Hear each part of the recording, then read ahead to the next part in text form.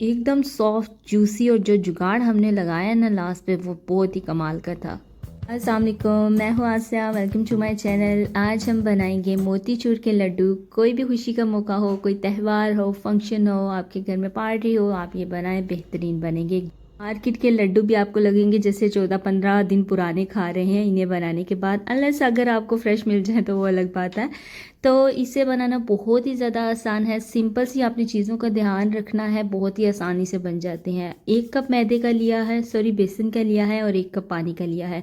अगर 2 कप बेसन के लेंगे तो 2 कप पानी के लेने हैं।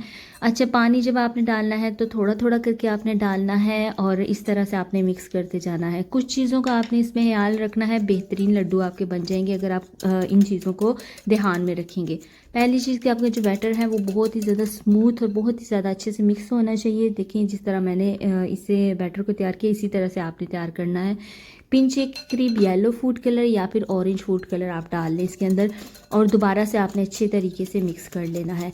तो यहाँ पर जो मेरा बैटर है वो बहुत ही ज़्यादा स्मूथ सा बन चुका है और ये बेहतरीन बैटर तैयार है। अभी इसको हम साइड पे रखते हैं और चाशनी बनानी है हमने, तो मैंने पहले ही चीज़ें सारी रेडी कर ली हैं। तो चाशनी बनाने के लिए क्या करना है कि यहाँ पर अगर 1 कप चीनी का लिया है मैंने और आधा कप पानी का लेना है। यानी कि अगर 1 कप बेसन का लिया है तो 1 कप ही चीनी का लेना है और आधा कप पानी का लेना है। 2 कप बेसन के लेते हैं तो 2 कप चीनी के लेने हैं और 1 कप पानी का लेना है। तो बस इन चीज़ों का आपने ख्याल रखना है, और कोई इसमें मुश्किल चीज़ नहीं है। एक मैंने इलायची डाल दी थी, आपके पास पाउडर हो तो वो डाल दें, और 1 टीस्पून के करीब रोज़ वाटर डाल दिया है। तो ये खुशबुएं वगैरह भी सारा कुछ इसके अंदर मैंने डाल दिया। अब चाशनी को भी एक साइड पे रख दिया। अब ये देखें, एक ट्रिक यहाँ पर मैंने लगाया था। घर में हमारे पास नॉर्मली बूंदी बनाने वाला चम्मच नहीं होता, तो नॉर्मल जो चावल वाला चम्मच है वो ही लें, और साइडों पे किनारों को मैंने फॉइल लगा दिया था ताकि जब मैं बैटर डालूं तो वो साइडों से गिरे नहीं। अब आपने एक टेक्निक रखनी है कि कोई भी आप गुलदान ले लें, कोई बर्तन ले लें जिस पे आपका जो चम्मच है ना वो इतनी ऊंचाई पे होना चाहिए ताकि जब आप बूंदी डालें ना तो वो बहुत ही अच्छे से बने। तो यहाँ पर अब बूंदी बनाने के लिए हमने ऑयल डाल दिया है। नॉर्मल कुकिंग ऑयल आप यूज़ कर सकते हो, घी में आपको बनाने की ज़रूरत नहीं है। उसका जुगाड़ हम लास्ट पे जाके लगाएंगे जो कि बेहतरीन जुगाड़ है, तो आप भी इसी तरीके से कर लेना। तो यहाँ पर ये देखें, इतनी ऊंचाई में आपने चम्मच को रखना है और इस तरह से इसके ऊपर बैटर डालेंगे और इस तरह से हमने चम्मच को हिलाते जाना है। और ऑयल का टेम्परेचर यहाँ से आपको पता चल जाएगा, जैसे ही बूंदी डालते अगर सेपरेट होने लग जाए ना तो जो ऑयल का टेम्परेचर है वो बिल्कुल परफेक्ट है। तो इस तरह से ये बूंदी डालते जाएं और इस तरह से आप पकाते जाएं। अच्छा, अगर बूंदी कोई मोटी हो जाती है, साथ में चिपक भी जाती है, तो कोई मसला नहीं है, इसका भी जुगाड़ हम लास्ट पे कर लेंगे। तो कोई मसला नहीं है, आप आसानी से इसे बना सकते हैं। बूंदी डालते वक्त ये देखें, क्रिस्पीनेस इसमें होनी चाहिए, लेकिन इसका कलर चेंज बिल्कुल भी नहीं होना चाहिए। आपने बहुत ज़्यादा फ्राई नहीं कर देना। उसके बाद चॉपर में डाला है और इस तरह से चॉप करके दानेदार बना लिया है। तो बीच में जो बूंदियाँ मोटी भी रहेगी थी ना, तो ये देखें, ये जुगाड़ ज़बरदस्त है। आप चॉपर में इसे डालें और बेहतरीन सा आप इस तरह से इसे कर सकते हैं अगर आपके पास बूंदी बनाने वाला चम्मच ना हो तो। अब बूंदी का भी मिक्सचर जो है पेस्ट तैयार हो गया है। अब चाशनी बनाने के लिए चूल्हे पर रख दिया। पिंच 1 के करीब मैंने इसके अंदर भी येलो फूड कलर डाला था। अगर 1 पिंच येलो डाला है तो 2 पिंच आपने ऑरेंज का डालना है या रेड कलर डालना है। तो यहाँ पर मैंने 2 पिंच के करीब ऑरेंज कलर डाल दिया। मिक्स करेंगे और चीनी के पिघलने तक हमने इस जो चाशनी है इसको पका लेना है।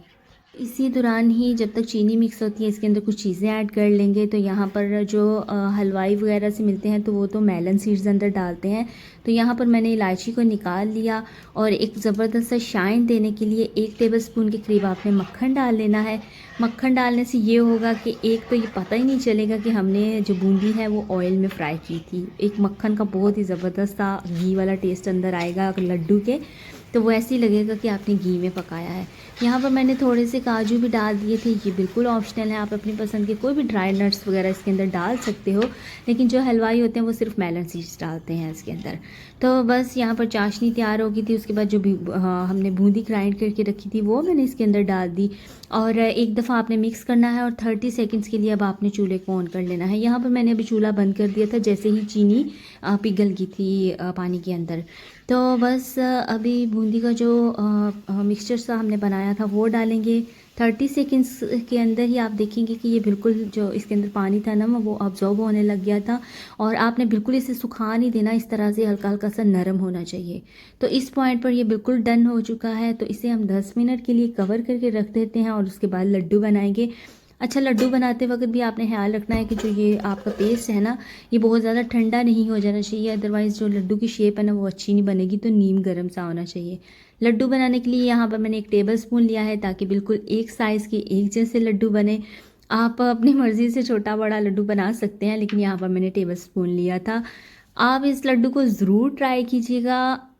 यकीन करें ये इतने मज़े के बनेंगे ना कि आप हलवाई वाले लड्डू को हाँ भूल ही जाएंगे कि आपने वो खाना है। इवन कि आप वो खाएंगे ना दुकान वाले और घर वाले, तो आप कहेंगे कि घर वाले की क्या बात है, लड्डू आपको दुकान वाले तो लगेंगे ऐसे जैसे पता नहीं कितने 14-15 दिन पुराने खा रहे हो। ये इतने अच्छे और इतने आसान, देखें कितने आसान तरीके से ये लड्डू बन के तैयार हो गए हैं। आप किसी भी मौके पे किसी के घर जाते हैं, कोई पार्टी वगैरह, तो इसे ज़रूर ट्राई करें। होप सो रेसिपी अच्छी लगी होगी। Thank you so much.